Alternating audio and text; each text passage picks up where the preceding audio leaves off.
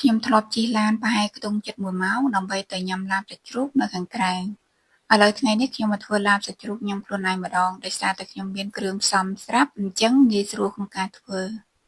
ដំបូងគឺខ្ញុំចាប់ផ្ដើមស្រុះសាច់ជ្រូកចិញ្ច្រាំរបស់យើងមុនហើយសាច់ជ្រូកចិញ្ច្រាំនេះគឺខ្ញុំប្រើចំនួន2ផោនបងប្អូន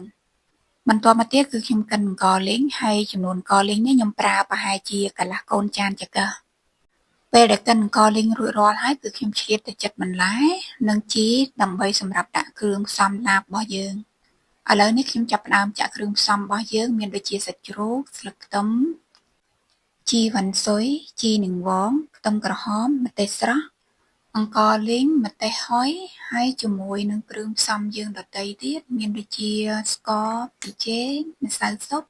អំបិលទឹកត្រីហើយនិងក្រូចឆ្មាចំពោះរសជាតិបងប្អូនអាចថែមថយទៅតាមចំណង់ចំណូលចិត្តរបស់បងប្អូនបាន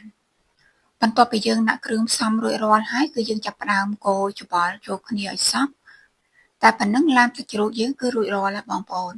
ចំពោះបន្លែផ្ទាប់ជាមួយនឹងឡាបសាច់ជ្រូកបងប្អូនអាចប្រើជាមួយនឹងស្ពៃក្ដោបត្រសក់ការ៉ុតឬមួយបន្លែផ្សេងទៀតដែលបងប្អូនចូលចិត្តឥឡូវនេះឡាបយើងរួចរាល់ហើយសូមអរគុណបងប្អូនដែលតាមដានទស្សនាវីដេអូរបស់ខ្ញុំកុំភ្លេចចុច like និង share ដើម្បីទទួលបានវីដេអូថ្មីៗទៀត